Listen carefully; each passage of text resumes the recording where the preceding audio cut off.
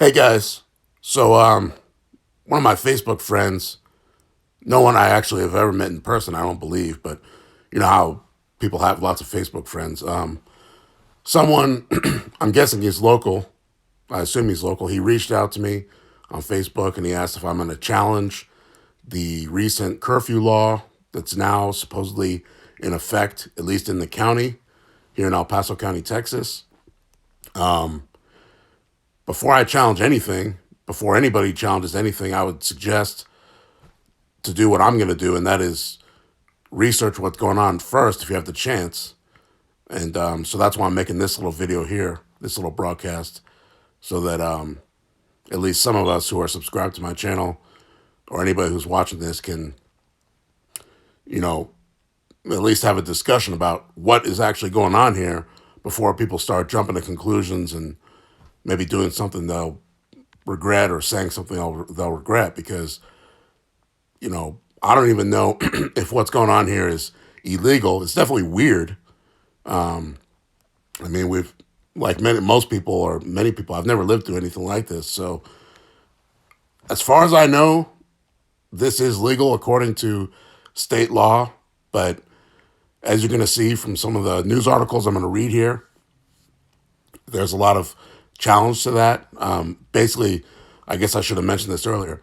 There's a judge here in El Paso County, Texas, that says that he has the authority to, put restrictions on the population here based on the COVID-19 pandemic and how many people are in the hospital and, what healthcare resources are available and just the whole situation that's going on. And then there's other people, including the El Paso City Police Department, who are saying that he doesn't have that authority, or at the very least that they won't enforce his order. So there's a lot of drama going on right now about this, and I figured, because I'm always trying to switch things up, I figured I'd just copy these news articles I get on Google and just read them out to you guys. I know that people here are, or people in general, are busy. They're either driving somewhere, or they're cooking, or doing their laundry, or they're just dealing with all sorts of stuff. So sometimes it's convenient if someone could just read news articles to them so that they can quickly get information that they need that maybe they didn't know about and they don't have the time to look up. So, all right, let me read this off to you guys. And then as the episodes and broadcasts I make go on, we can all discuss what's going on here. All right, so here we go. El Paso County Sheriff's Office says judge's virus shutdown order is legal, will be enforced. El Paso, Texas. The El Paso County Sheriff's Office on Saturday morning said County Judge Ricardo Samanyego's order shutting down non-essential businesses due to a massive coronavirus outbreak is valid and would be enforced by deputies effective immediately in both the county and city. It is clear that the county judge's order is in fact legal and enforceable. As such, the El Paso County Sheriff's Office will be enforcing all the provisions in the new order, said a statement issued just hours after El Paso County Attorney Joanne Bernal outlined in memo her view that the Texas state law grants the judge disaster declaration powers that the governor cannot take away. Samaniego said he imposed his order due to soaring COVID-19 infections, which rose significantly again Saturday morning as county health officials announced a new daily case record of 1,643, as well as an all-time high of El Pasoans hospitalized on ventilators. It was not a fact lost on the sheriff's office. COVID infections are out of control and continue to skyrocket with no end in sight. We are hopeful that the citizens of El Paso will understand the seriousness of the issue and voluntarily comply with the judge's order. Otherwise, enforcement action will be taken, the sheriff's statement said. The decision by the sheriff's office comes less than 24 hours after the El Paso Police Department had refused to enforce the judge's order, citing an advice letter from the state attorney general questioning the legality of the judge's order. It was unclear how the differing views might impact cooperation between the two law enforcement agencies. Texas Attorney General Ken Paxton felt strongly enough in his view that he joined a group of 10 El Paso businesses suing the judge over the order, claiming the judge's edict isn't valid because it didn't have the governor's support. Samaniego, that's the judge who issued the order, said only a court has the authority to overturn his directive, which he doesn't believe will occur. So I guess by court he means some sort of Texas State Appeals Court is what I'm guessing. I'm no lawyer, but that's where I guess that debate and decision would go, is some sort of Texas State Appeals Court, and then eventually, if they kept fighting, it would go to the Texas Supreme Court. I'm guessing that's how that would work. But we can do some more research on that later. I definitely don't know everything, and that's why I created this channel, so we could all learn together. The El Paso County judge says area hospitals and intensive care units reached capacity due to a recent surge in COVID-19 cases. The judge is also announcing a new curfew to, quote, limit mobility in the community. Things have moved so fast over the weekend that I felt that it would be very necessary to have this discussion with you and talk about the new provisions. That we're at a crisis stage. We have seen an increase over 300% in hospitalizations. Currently, our hospitals are stretched to capacity. And so a curfew is imposed for all citizens between the hours of 10 p.m. and 5 a.m. under Section 3 of my order. People are going to be required to stay at home unless they need to access essential services. The judge also is asking only one person per family travel to those essential services. People can be fined up to $250 for not wearing masks or $500 for other violations. El Paso County reported 517 new cases Sunday, a day after a record 1,216 cases were reported. As of Sunday, the county had confirmed more than 39,000 cases and 575 deaths. Katie Johnston for CBS 11 News. Well, Steph, Alejandra Chavez went through a lot of emotions today. One, she is optimistic about her business here, THYME Matters. It is a staple in West El Paso, and she's hoping that once COVID-19 passes, she can get back to operating normally. But today she is concerned. There's just no way around it. She's concerned about her business, but her biggest concern tonight is her employees. At this point, I just feel devastated. You know, I'm so sad for our community, and I'm also sad for businesses in our community. Alejandra Chavez anxiously watched the county judge's announcement. Her financial worries came to life following the shutdown order. We can't just shut our doors because we have thousands of dollars in inventory that's going to go bad. We're forced to pivot, try to drive our takeout, do deliveries, whatever it takes. But at the end of the day, the question is lingering in my mind, is that going to be enough? Chavez tells me they'll have to deliver on their own, bypassing delivery apps since many of them come with expensive fees for restaurants. She's gotten tired of waiting for relief from the federal level, with money from the Paycheck Protection Program long gone. I really feel like Congress needs to act. They need to decide what they're going to do, if they're going to do a second stimulus. What are they going to do to help businesses? The Hispanic Chamber of Commerce telling me struggling businesses may not make it out the other side of this closure. We have a list of businesses already that are getting ready to file for bankruptcy. Many businesses are like 6-7 months behind on paying their rent. The Hispanic Chamber of Commerce announcing new funds to help businesses stay afloat are becoming available. We will have grant dollars available for businesses from $1,500 to $5,000. And part of this criteria now will be to pay utility or rent. Ultimately, Chavez asks you to think of your community. Everybody, if they're getting takeout twice a week, at the very minimum, at least, one of those 2 times, support local. If you can, both times, but whatever it is that you're doing, try to support local. Now, the El Paso Hispanic Chamber of Commerce tells me nearly $200,000 will be coming available in the form of grants to help local business owners make ends meet. Also, good advice tonight from Chavez. If you are going to be ordering takeout in the coming days, please consider helping the local community by ordering from them first. Reporting live here in West El Paso, JC Navarrete, ABC7. All right, JC. Been the highest since the pandemic started. Hospitalizations have doubled since 10 days ago. I do know that the alternate care site at the Civic Center will be able to handle 50 patient rooms with be able to receive all kinds of patients that are COVID positive, including high flow O2 patients, which is very important for us.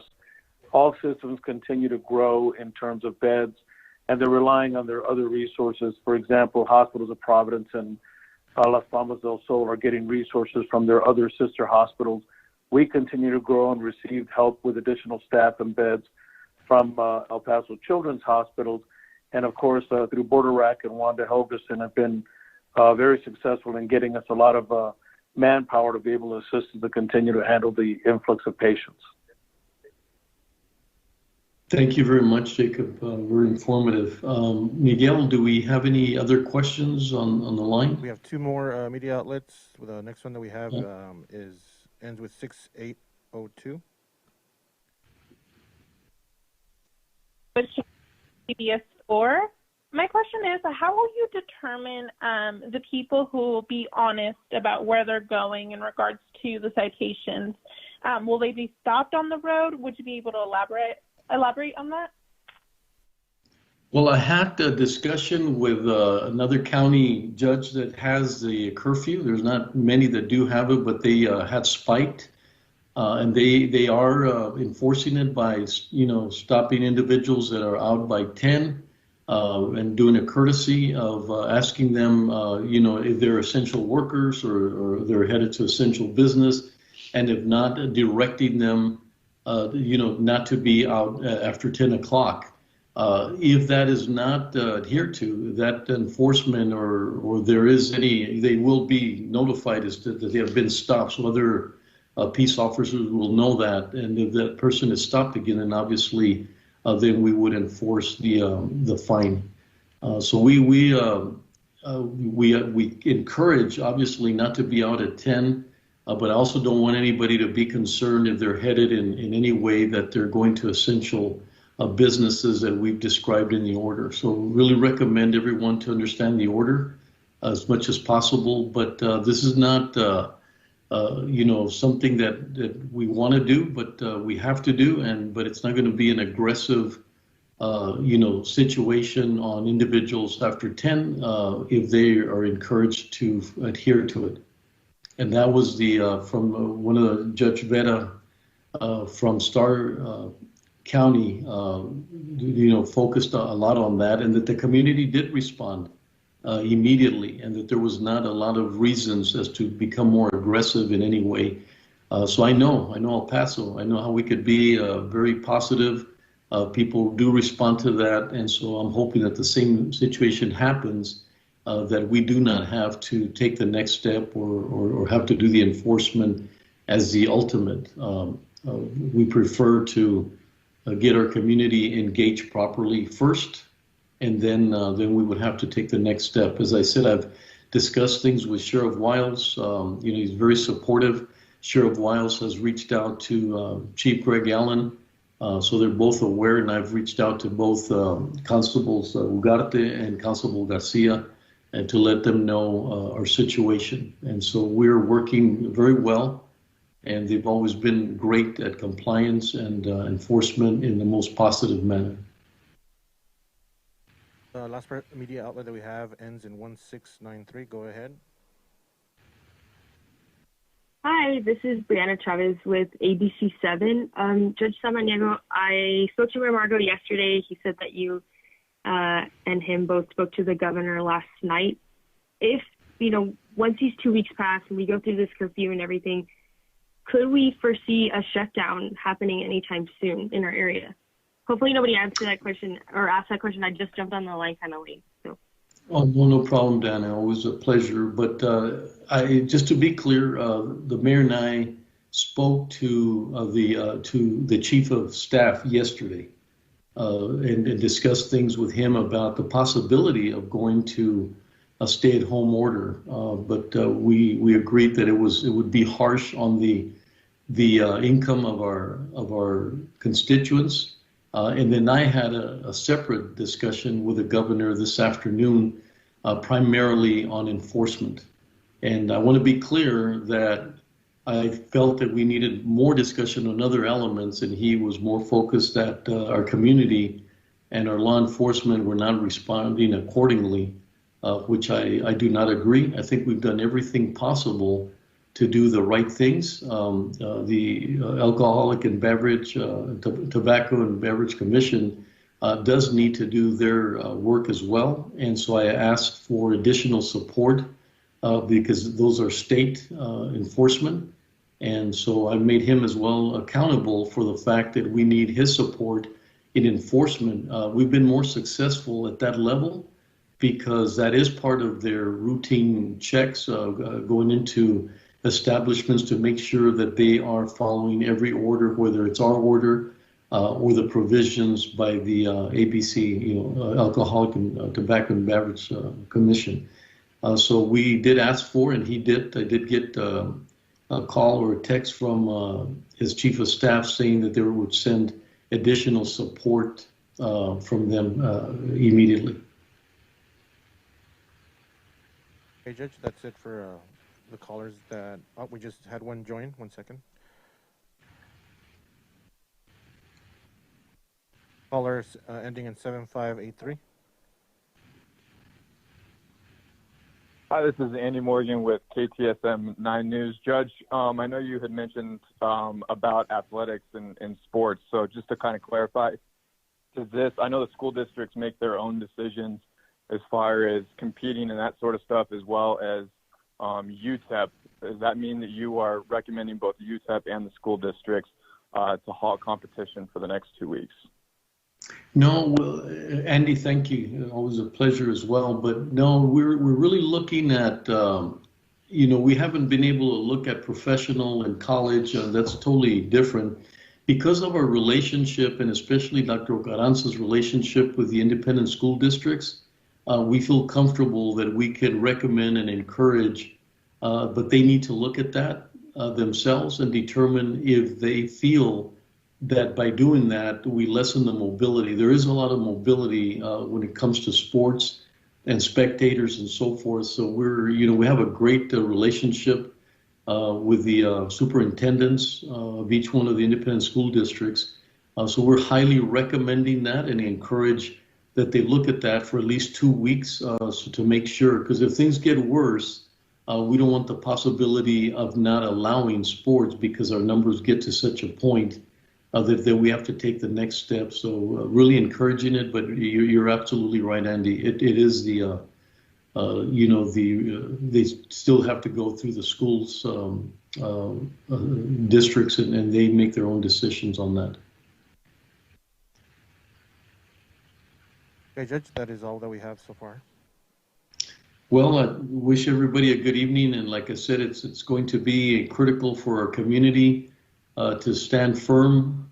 It's always better to do the most we can immediately and then avoid long-term critical situations on public health and also on our economy. So it'll be up to us. Do we want a short-term, one more time, really cut back and then get back on track?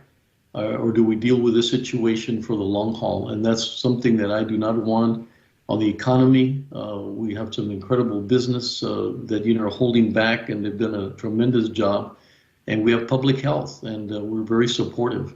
I'm hoping that the community sees the balance between public health and the economy and realizes how difficult a decision that is, not only from myself, but from our health officials, from Chief Rodriguez, from the things that our CEOs from our hospitals have to do.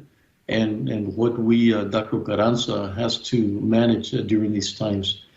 So it's not favorable to be on the headlines for these kinds of statistics. And so I know we're going to do the best that we can. So once again, to the community, we wish you the best. We'll do everything that we can to support every one of our decisions. Thank you and good evening.